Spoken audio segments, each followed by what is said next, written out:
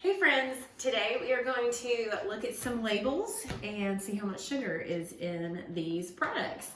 So I grabbed some products from my pantry that would have some sugar in it. So like I said in the instructions, you need about 4 or 5 things that have sugar in them. The sugar is written by grams, but that's really hard to visualize. I mentioned earlier you need to have no more than 17 grams of sugar per day as a child, but what does that actually look like? So if you do the math, it's about 4 teaspoons. So I'm going to show you. Got my thing of sugar here and I have a teaspoon. And I'm just going to measure out 4 teaspoons. Shaking it. You can do this at home to see how much. 3 and 4. And about 4 grams is a teaspoon. So that's where I got the 4. Okay. So this is 4 teaspoons. That's about the most you can have in a day. So we are going to label some of these and put them in the correct order. Let's see how much you should have in a day. So I'm going to get the phone and turn it around so I can show you some more things.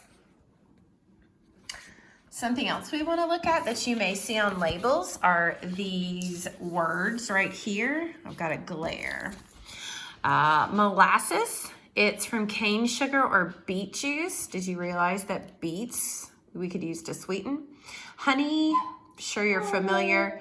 It's a mixture of glucose, fructose, and water. Maple sugar, if you have not seen how they do maple syrup, you need to Google that. It's really cool. They tap it. They put almost like a pipe into a tree and the sap will flow out. They have to do some heating and cooling process, but it's really interesting. So when you see something with ose, sucrose, fructose, glucose, lactose, those are naturally occurring sugars, anything with an ose on it. And then all these that have the all, sorbitol, mannitol, xylitol, these are created, or these were created in a lab. So they are not natural sugars, but they are created to try to find a solution for our sugar problem. You can see the xylitol. It's a sweetener that is non-cavity producing. That's the X one right here. It's non-cavity producing, which is good, but read next to it. It is possibly toxic. It is not used in foods produced in the US, but it is used in chewing gum. That's a little scary for me. Aspartame, this one down here, this bottom one. It's a sweetener that is a protein. It's used in place of sugar. Now, when it says protein, it does not mean that you can take aspartame and it's going to build your muscles. It's not what it means. It is sold under the brand name of NutraSweet. It is found in products such as Equal. Equal is, when you go to a sit-down restaurant and they have that box of sugars, Equal is the one that is blue. All right, so we are going to look at these today and we're going to do the math. I have some Post-it notes. Okay, I have chocolate chip Eggos. These are used as a snack, not as a breakfast, just so you know. Okay, so we're looking on the back and I'm looking for sugar. Sugar. There it is. Total sugars, 9 grams. So 9 grams, we need to take that and divide by 4. 8 is the closest multiple of 4. So I'm going to say 9 divided by 4 is 2. This one has about 2 teaspoons of sugar. So if my limit is 4 for the day, I'm okay. So we've got 2 teaspoons. I'm trying to write teaspoons with one hand. It's kind of hard to write. Oh, I can't do it. Make a P. Okay, this isn't working. I'm gonna have to blur this a second. Sorry, guys. Okay, 2 teaspoons. Okay, then I grabbed peanut butter. I bet you didn't know that peanut butter has sugar in it. It does. So let's look on our nutrition facts. If we're gonna get 2 tablespoons, that's about how much you need to make a sandwich. We'll look over at sugars. We have 3 grams of sugars. That's pretty close to 4 grams. So we're gonna say this one has 1 teaspoon.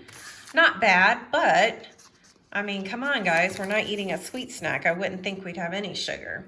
So we've got 1 teaspoon. This is what I eat as an on-the-go, kind of like a candy bar. It's got as much protein as an egg does, and I don't eat these every day. I usually eat one, maybe one a month. So we're gonna look on here.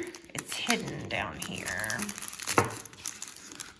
Okay, let's see here. Total sugars is 8 grams, so that's easy. 8 divided by 4. How many teaspoons is that?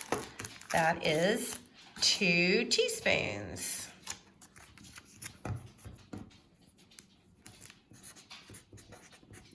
I really wish you were at school because we would be investigating what you're served for breakfast. You would be shocked. Okay, using the same Thin Mints as the other day, we're gonna zoom in. We've got 10 grams. So 10 divided by 4.